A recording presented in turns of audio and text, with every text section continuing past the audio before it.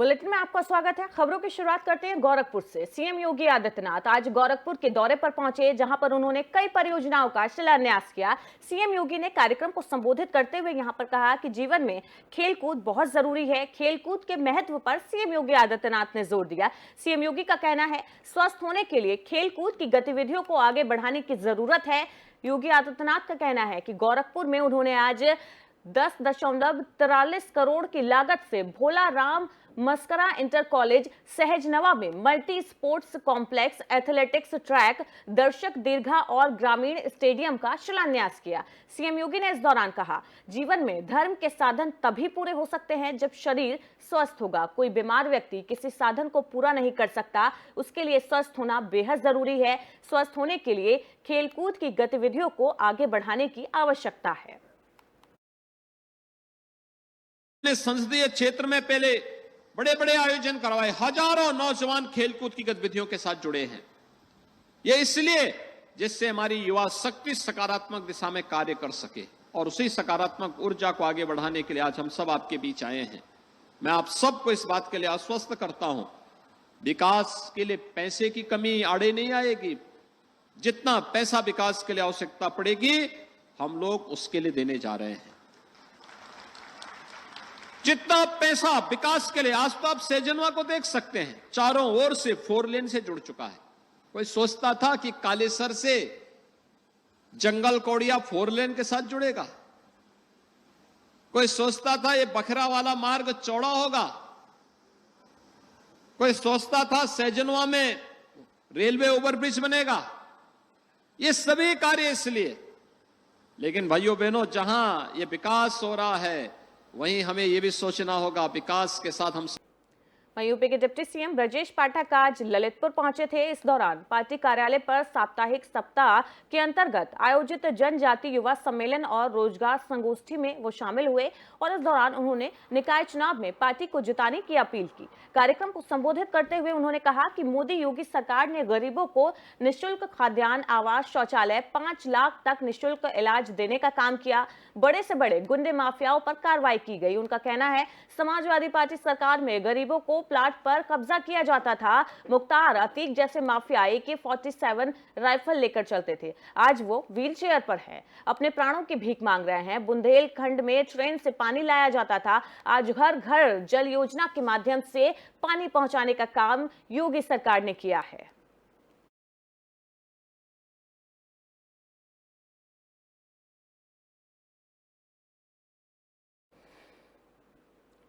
वहीं उत्तर प्रदेश में निकाय चुनाव का बिगुल बज चुका है। उसकी तैयारियों में सबसे पहले आम आदमी पार्टी ने अपनी कमर कस ली है। निकाय चुनाव की कड़ी में आम आदमी पार्टी ने प्रेस कॉन्फ्रेंस कर पार्टी के गाजियाबाद में पार्टी को एक बड़ा झटका दिया है। कांग्रेस का दामन छोड़ कांग्रेस के पार्षद ने आम आदमी पार्टी का दामन थाम लिया। आम आदमी पार्टी जिला अध्यक्ष डॉक्टर सचिन शर्मा ने प्रेस कॉन्फ्रेंस की आज, जिसमें उन्होंने बताया, निकाय चुनाव में आम आदमी पार्टी इस बार पूरी मजबूती के साथ चुनाव लड़ेगी। चुनाव में आम आदमी पार्टी के जो प्रत्याशी थे, उनको उन्होंने जीत का मंत्र दिया।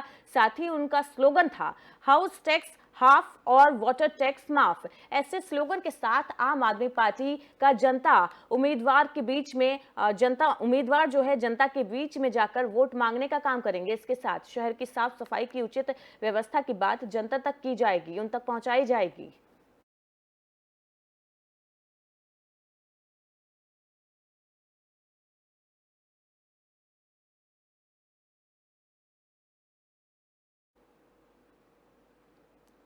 खबर उत्तर प्रदेश के जनपद बलरामपुर से है, जहां पर बलरामपुर के नगर निगम में हिंदू नववर्ष उत्सव के अवसर पर पुलिस प्रशासन की मौजूदगी में धूमधाम से शोभा यात्रा निकाली गई। इस दौरान बहुत सारे लोग उपस्थित रहे।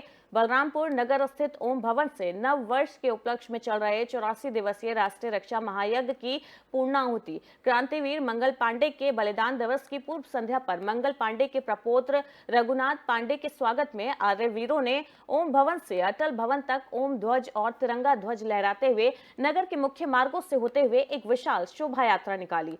शोभा यात्रा के दौरान आधुनिक अर्जुन पंडित नेम प्रकाश और आर्य के द्वारा धनुर्विद्या का प्रदर्शन किया गया, जिसमें शब्द भेदी बाण, एक तीर से 7 लक्ष्य भेदन, भागते हुए शत्रु पर एक साथ प्रहार, पीछे से आ रहे शत्रु पर प्रहार, बिना आंख के देखे कान से सुने बांध देने पर पैरों से शत्रु पर तीर से प्रहार, इन सभी का शानदार प्रदर्शन किया।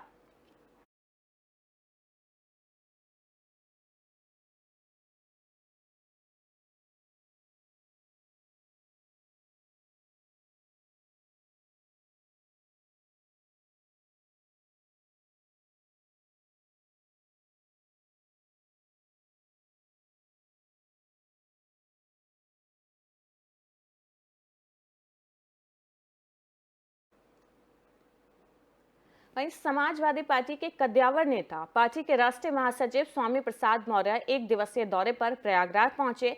इस दौरान उन्होंने उत्तर प्रदेश की योगी सरकार पर जमकर निशाना साधा। स्वामी ने कहा, केंद्र और उत्तर प्रदेश की सरकार देश में बेरोजगारी, महंगाई के मुद्दों से हटकर काम कर रही है, जबकि लोग महंगाई, बेरोजगारी से परेशान हैं। उन्होंने मीडिया से बात करते हुए कहा कि योगी सरकार में लोकतंत्र खतरे पर है। योगी सरकार हिटलर शाही की राह पर चल रही है। लोकतांत्रिक व्यवस्था में हमेशा लोकतांत्रिक मूल्यों को महत्व देना चाहिए। जनता सर्वोपरि है, हमें जनता के मुद्दों पर महत्व देना चाहिए। भारत जैसे लोकतांत्रिक देश में हिटलर शाही तरीके से लोकतंत्र को कुचलना, शासन करना संभव ही नहीं है। केंद्रीय गृह मंत्री अमित शाह के दौरे के सवाल पर उन्होंने कहा, सरकार जब रहती है तो सरकारी संसाधनों का दुरुपयोग कर जनता को जुटाया जा सकता है।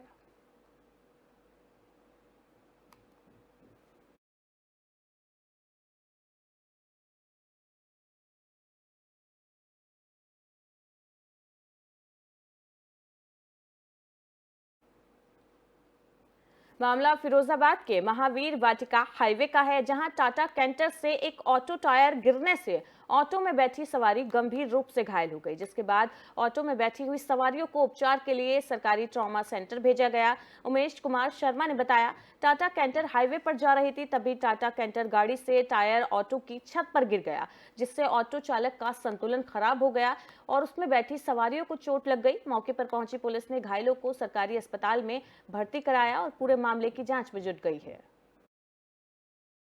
मेरा उमेश कुमार शर्मा।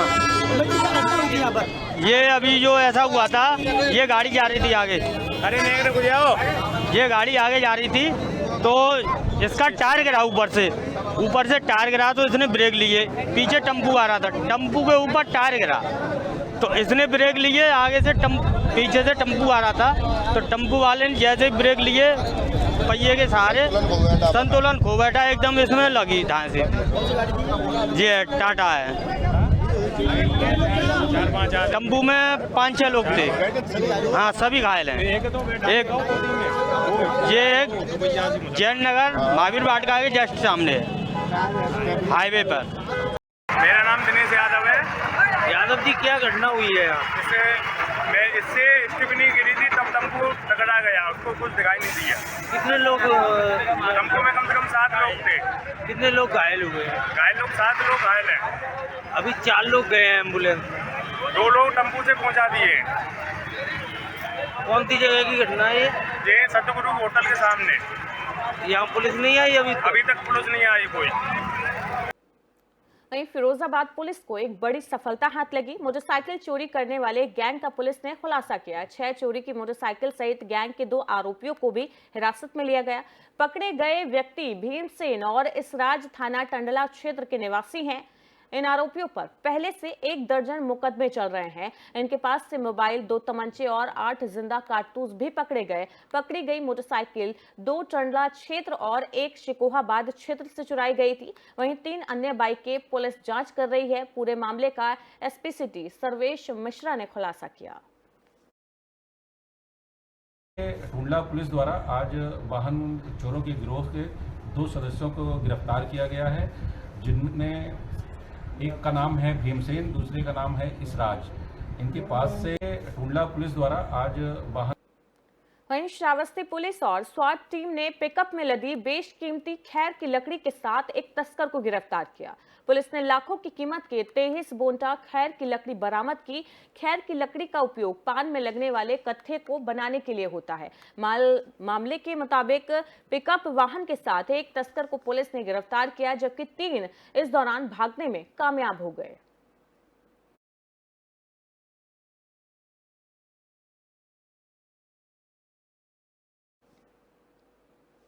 वहीं गाजियाबाद एनसीआर के मुरादनगर थाना क्षेत्र के गंग नहर रोड पटरी पर चेकिंग के दौरान पुलिस और बाइक सवार बदमाशों के बीच मुठभेड़ हो गई, जिसमें बाइक सवार बदमाश के पैर में गोली लगने से वो घायल हो गया। स्थानीय अस्पताल में इलाज के लिए उसको भर्ती कराया गया। पुलिस ने पकड़े गए आरोपियों के पास से कुछ सामग्री भी बरामद की है। वो शेखर गिरोह का सदस्य बताया जा रहा है। डीसीपी ग्रामीण रवि कुमार ने जानकारी देते हुए कहा, थाना मुरादनगर क्षेत्र की गंग नहर पटरी पर पुलिस और बाइक सवार बदमाशों के बीच मुठभेड़ हुई थी, जिसमें बाइक सवार बदमाश के पैर में गोली लगी, जिसके बाद उसे गिरफ्तार किया गया।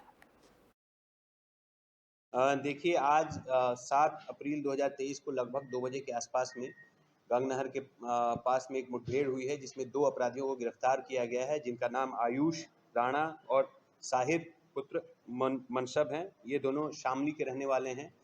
इन लोगों के पास से कब्जे से एक पिस्टल 30 बोर की, 5 जिंदा कारतूस और एक खोखा कारतूस के साथ एक तमंचा 315 बोर का, 2 जिंदा और एक खोखा कारतूस और साथ ही साथ एक मोटरसाइकिल अपाचे सफेद रंग की बिना।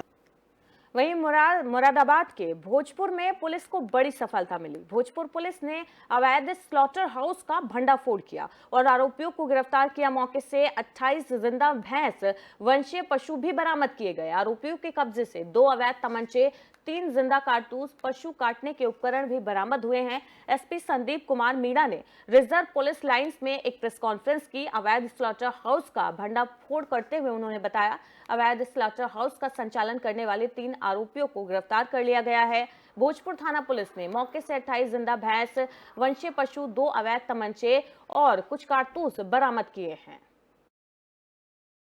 कल रात्रि हमें कुछ दिनों से एक सूचना मिल रही थी, भोजपुर थाना क्षेत्र में ताजपुर के आसपास अवैध कटान हो रहा है। उसकी सूचना पर हमने एक टीम बनाई और रात को सीओ साहब और एसएचओ साहब के निर्देश द्वारा वहाँ पे एक दबिश डाली गई और दबिश में वहाँ पर जो वहाँ अवैध कटान हाउस थे उनमें हमने दबिश डाली तो वहाँ पे 28 जिंदा पशु मिले, जो भैंस जाति।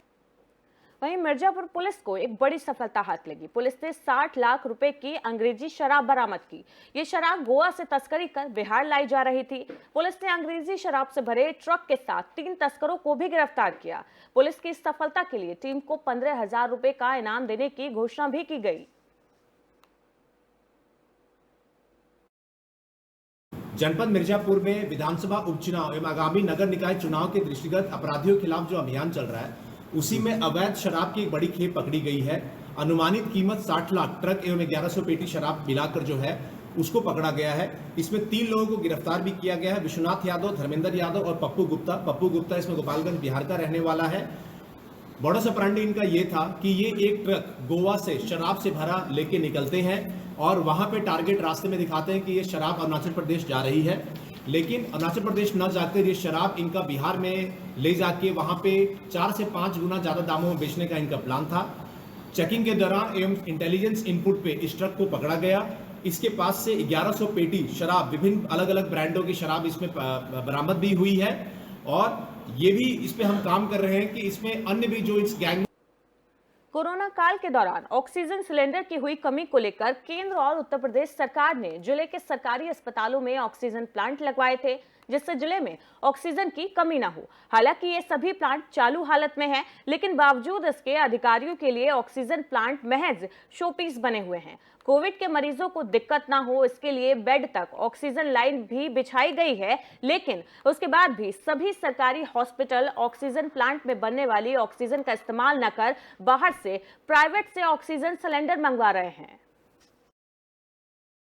जी, यहाँ ऑक्सीजन प्लांट लगा हुआ है, जिसको हम लोग रोज सुबह के टाइम सुबह के शिफ्ट में चलवाते हैं, जिससे ऑक्सीजन सप्लाई करते हैं। लेकिन हम लोगों को बाहर से भी सिलेंडर मंगवाना पड़ता है, इसलिए कि हमारे पास जो खपत है ऑक्सीजन की उतनी ज़्यादा नहीं है और इसको चलाने में हम लोगों का खर्चा ज़्यादा आता है, तो हम अपने सिलेंडरों से भी अपने मरीजों का काम कर लेते हैं।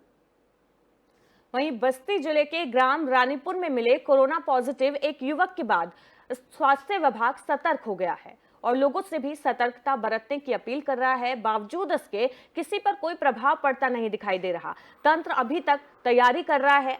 आज भी अस्पताल में एक साथ 3 केस सामने आए। इसकी जानकारी के बाद स्वास्थ्य विभाग के होश उड़ गए, मगर महिला चिकित्सालय में इलाज कराने वालों की सेहत पर इसका कोई प्रभाव नहीं पड़ा। लोग बिना मास्क के ही भीड़ लगाकर इलाज कराने के लिए धक्का मुक्की करते नजर आए। कोरोना को लेकर तमाम गाइडलाइन शासन ने जारी कर दी, लेकिन उसके बाद भी लोगों का ध्यान इस तरफ नहीं है। टेस्टिंग और ट्रैकिंग के निर्देश का आयुक्त ने दिया है आदेश, मगर जिला चिकित्सालय और उप चिकित्सालय केली में इसका कोई असर दिखाई नहीं दे रहा है। देखिए, जब पहला केस डिटेक्ट हुआ था लखनऊ में, तभी हम लोगों ने जो है काफ़ी अपने जितने भी हॉस्पिटल हैं, खास करके उनके जो इंचार्ज हैं एमवाईसीज वगैरह, प्लस जिला अस्पताल, महिला अस्पताल, कैली, जितने भी हमारे हॉस्पिटल हैं सरकारी जो चल रहे हैं, उनको सबको हिदायत दे दी गई है कि आरटीपीसीआर और एंटीजन मैक्सिमम बढ़ाए जाए, जिससे कि अभी कितने केस निकलने बाकी हैं, निकल रहे हैं और उस पर हम लोग काबू पा सकें। इसलिए ज़्यादा से ज़्यादा जो आरटीपीसीआर करने की हिदायत दे दी गई है। अभी हाल में ये पता चला कि जैसे महिला अस्पताल में 3 पॉजिटिव केस पाए गए, तो संबंधित जो भी ब्लॉक थे उनके एमवाईसीज को। बुलेटिन में फिलहाल इतना ही। लगातार खबरों के लिए देखते रहिए FM न्यूज़।